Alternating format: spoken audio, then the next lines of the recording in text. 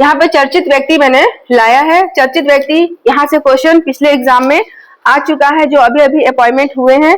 यह आपका साल भर यानी कि करंट अफेयर में चलने वाला है, तो यहाँ से क्वेश्चन उठेगा। हम यहाँ पर देख रहे हैं चर्चित व्यक्ति देख रहे हैं। यहाँ पर जो सबसे पहले मैं यहाँ पर आपको यहाँ पर फ्लैश कर रही हूँ वह है श्री यशवंत कुमार है। श्री यशवंत कुमार कौन है, क्या है, इनके बारे में अच्छे से देखना है। इतना जान लीजिए कि श्री यशवंत कुमार से पहले जो यहाँ पर पदस्थ थी वह थी श्रीमती रीना बाबा साहब कंगाले थी। अब चलते हैं इनके बारे में। इनका एक व्यू देख लीजिए, इनका फोटो याद रहना चाहिए ताकि एग्जाम में आए तो बन जाए।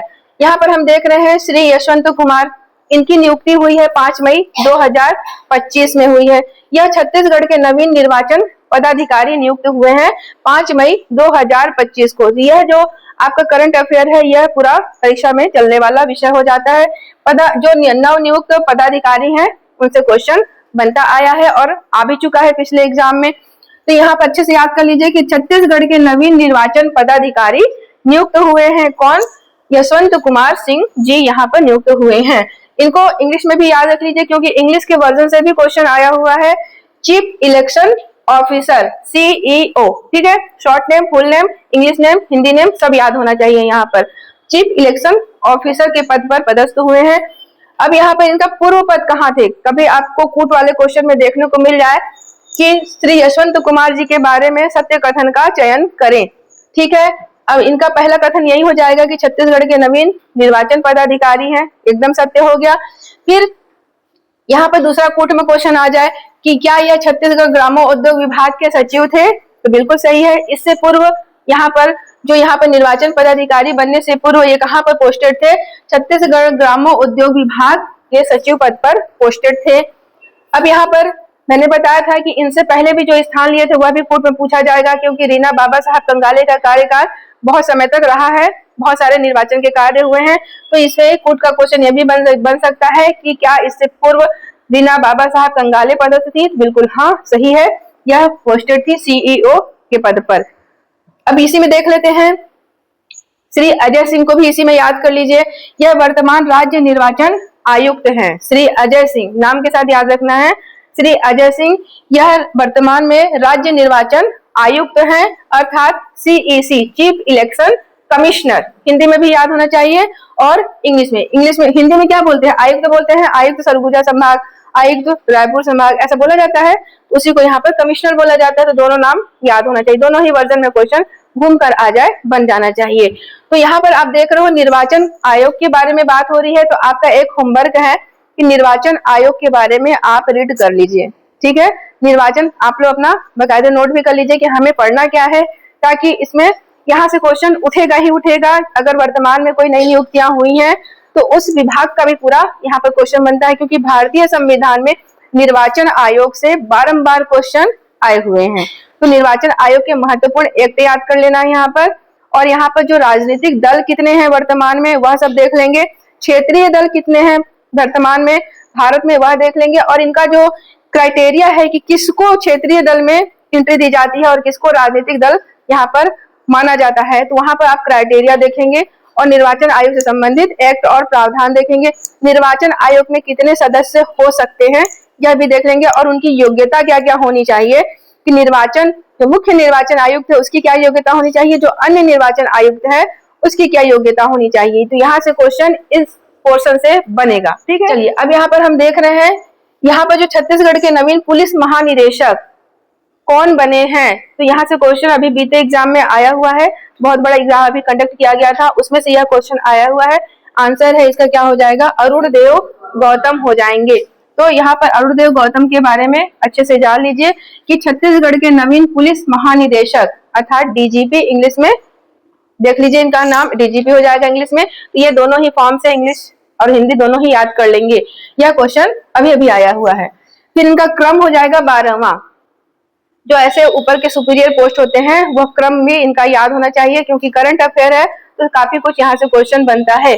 तो अरुण देव गौतम है जो 12वें नंबर के DGP बने हैं, नियुक्त हुए हैं। फिर पदक इनके साथ जुड़ जाता है, देखिए फुट वाले क्वेश्चन में अगला आपको देखने को मिला है, तो यह सब क्वेश्चन में बनने वाले विषय हो जाते हैं। तो इनके साथ कुछ पदकें जुड़ी हुई हैं, यहाँ पर देख लेते हैं। भारतीय पुलिस पदक प्राप्त कर चुके हैं, भारतीय पुलिस पदक प्राप्त कर चुके हैं। विशिष्ट सेवा के लिए यहाँ पर राष्ट्रपति पदक भी इनको प्राप्त हो चुका है। फिर संयुक्त राष्ट्र पदक, संयुक्त राष्ट्र संघ है, वहां से भी इनको पदक प्राप्त हुआ है। इस तरह से इन पदकों को भी याद रखेंगे कि इनके साथ क्या क्या और जुड़ जाता है, जो कोट वाले क्वेश्चन में सत्य असत्य फॉर्म में पूछा जाएगा।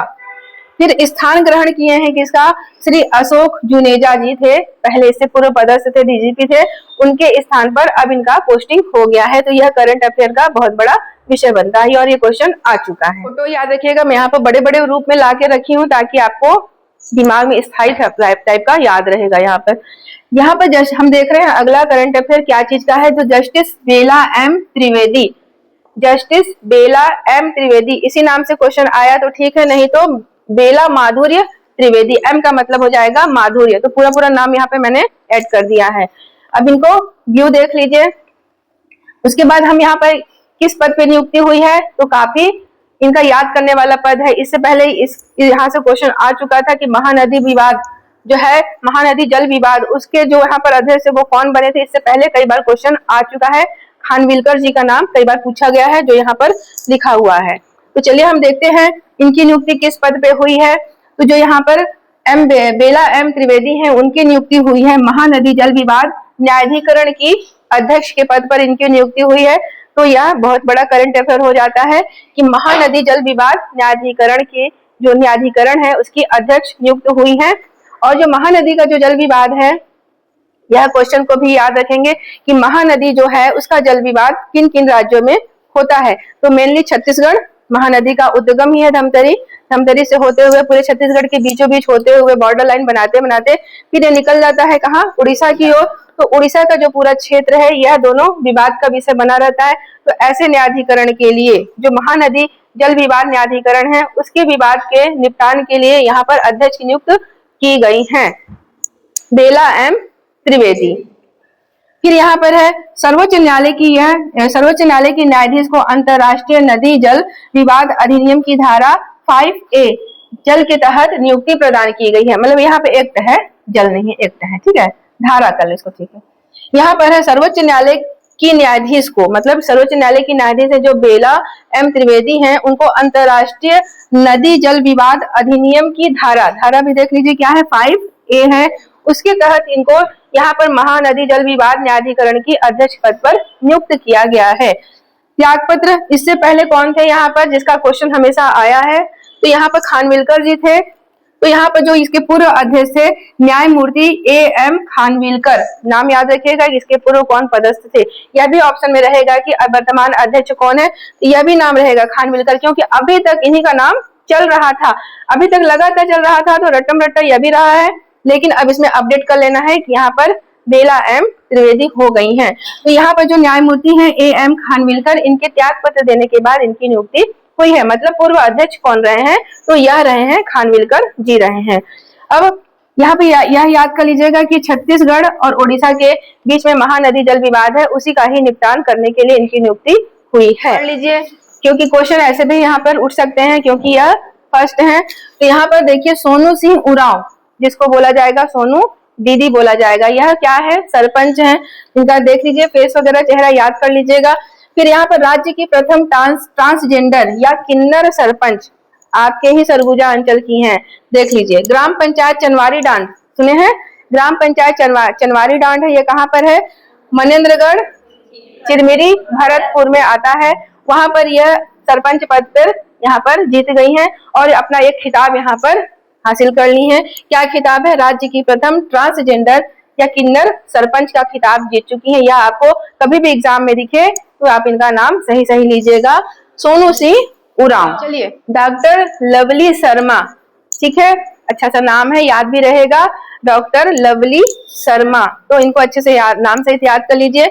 यह खैरागढ़ संगीत विश्वविद्यालय की कुलपति बनी है, नवनियुक्त कुलपति हैं। इससे पहले ममता चंद्राकर का भी नाम हम लोग याद कर रहे थे, आप लोग अच्छे से याद कर चुके थे कि पहले जो थी वो कौन थी, मोक्षदा ममता चंद्राकर थी, ठीक है ना। तो उनके बाद ये देख लीजिए, अब इनकी नियुक्ति नई नहीं हुई है। तो यह हो जाती है करंट अफेयर का महत्वपूर्ण विषय। अब यहाँ पर इंदिरा कला संगीत विश्वविद्यालय की कुलपति नियुक्त की गई हैं। वर्तमान में आपकी यहाँ पर कुलपति मिल गई हैं कौन? लवली शर्मा जी मिल गई है। इंदिरा कला संगीत विश्वविद्यालय की नवनियुक्त कुलपति हैं। तो याद रखिएगा, यह इंदिरा कला विश्वविद्यालय का ओवरऑल व्यू दिख रहा है, देख लीजिए। फिर यहाँ पर राज्यपाल आपको अच्छे से याद होना चाहिए कि आपका वर्तमान राज्यपाल कौन है, वर्तमान मुख्यमंत्री कौन है, वर्तमान मुख्य सचिव कौन है। जो वर्तमान है वो तो एकदम रट्टम रट्टा याद होना चाहिए। तो यहाँ पे आपके वर्तमान राज्यपाल हो जाएंगे श्री रमेन डेका जी हो जाएंगे। तो राज्यपाल श्री रमेन डेका द्वारा नियुक्त सितार वादक एवं संगीतज्ञ डॉक्टर लवली शर्मा को दयाल बाग एजुकेशन यूनिवर्सिटी आगरा में प्रोफेसर पद पर कार्यरत थी। देखिए यहाँ पे क्या हो रहा है, मैं इसको फिर से बता रही हूँ।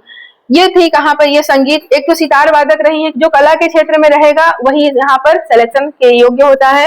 तो सितार वादक एवं संगीतज्ञ रही हैं कौन? Doctor lovely Sharma. ये कहाँ पर पहले थी? तो दयाल बाग एजुकेशनल यूनिवर्सिटी आगरा में यह प्रोफेसर पद पर नियुक्त रही हैं इससे पहले। अब इनका राज्यपाल के द्वारा इनका सिलेक्शन यहाँ पर जो खैरागढ़ यूनिवर्सिटी है, जो संगीत विश्वविद्यालय है, उसके कुलपति के रूप में यहाँ पर इनकी नियुक्ति की गई है। तो ये हो जाएंगे राज्यपाल श्री रमेन डेका द्वारा इनको नियुक्ति प्रदान की गई है डॉक्टर लवली शर्मा को। सितार वादक, हाथों में सितार है, देख लीजिए, क्योंकि संगीत के क्षेत्र में, कला के क्षेत्र में लगा हुआ ही पर्सन यहाँ पर आता है। अब आइए यहाँ पर अगला महत्वपूर्ण है वीणा साहू।